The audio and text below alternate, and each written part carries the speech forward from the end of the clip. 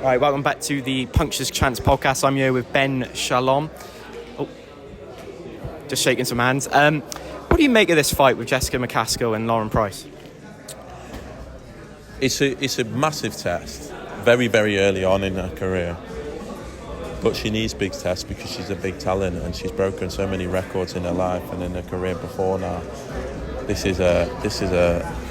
Many will think this is perhaps too early, including Jessica McCaskill, which is why she's taken this fight. But it's just a hell of a fight, and it's one we're so delighted Jessica's taken. I think she wouldn't take this fight in a few fights' time. She probably thinks that she is catching Lauren too early. And for Lauren to be able to go to Cardiff and take on a test like this and fight for the Ring Magazine belt, the WBA belt as well, it's a huge opportunity and one that she's dreamt of since she debuted with us. It was always, how can we get Lauren to Cardiff? How can we build her legacy in a place that means so much to her? And she has a massive test on May the 11th. Has this always been the plan then? Because there's been talks, obviously, that Lauren Price should have been fighting in Cardiff earlier in her career. Why has it been taking so long for her to come back to Wales? Look, you need a reason to headline. There's not many Welsh headliners. Joe Cordina and then back to Joe Calzaghe for a real legend of Welsh boxing, and that's what she wants to become. And so this is the fight where we feel we can justify going to the arena, trying to sell it out. I think the support she has is phenomenal, but it's the fight. It's a world title fight. It's a homecoming. I think we're going to see many famous nights in Cardiff off the back of this, but she can't look beyond Jessica McCaskill. And as I say, you need a special fight to headline and to come to Cardiff, and we have one after just 7 fights. On our podcast, we cover a lot of Welsh boxing. Are we going to expect a lot of Welsh boxers potentially on the card? Yeah, look, we work very closely with Rhys Edwards, who we think is a fantastic fighter coming through and had a great win against Brad Foster last time, and so he'll be in a big fight. Speaking to Gary Lockett, there's a lot of fights. I think you're going to see some Celtic titles, some Welsh titles, and there's some interesting fights as well at heavyweight. So it will be a very Welsh-focused event.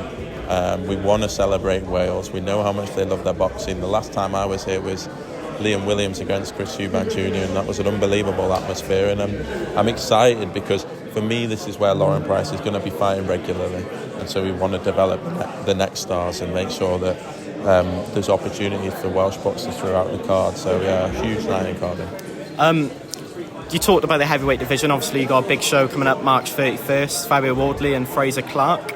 It's the same with Frazier Clarke, really, with Lauren Price. Is it a bit too early for Frazier Clarke to be challenging Fabio Wardley?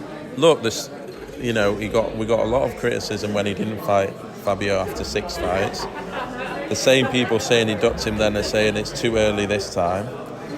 It is early. If he wins this fight on March the 31st, he becomes the fastest British heavyweight of all time to win a British title. So, it's early, but he has great experience in the amateurs, great experience in WSB as well, that I don't think people think about or realise. He's been in there with the best.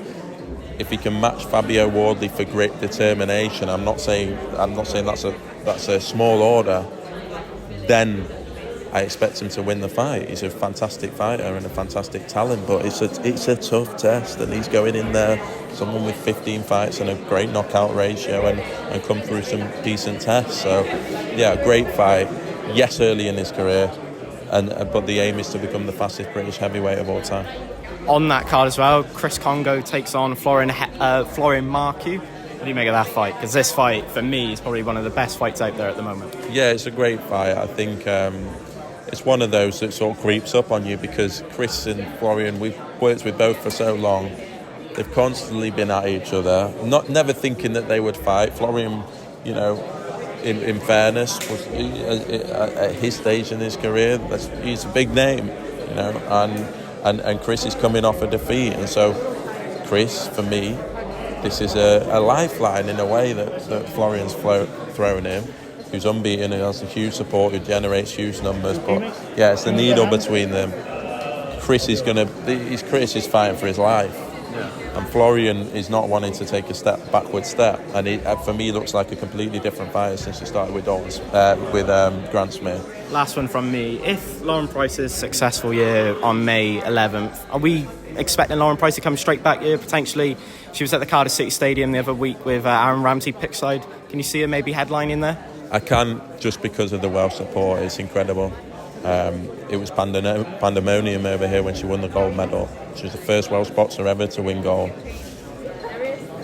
But she's got to come through this test, and it's hard to look beyond it because it is such a test. I think anyone knows taking a fight this early on in your career against someone experienced as Jessica, who's achieved as much as Jessica, it's a tall order.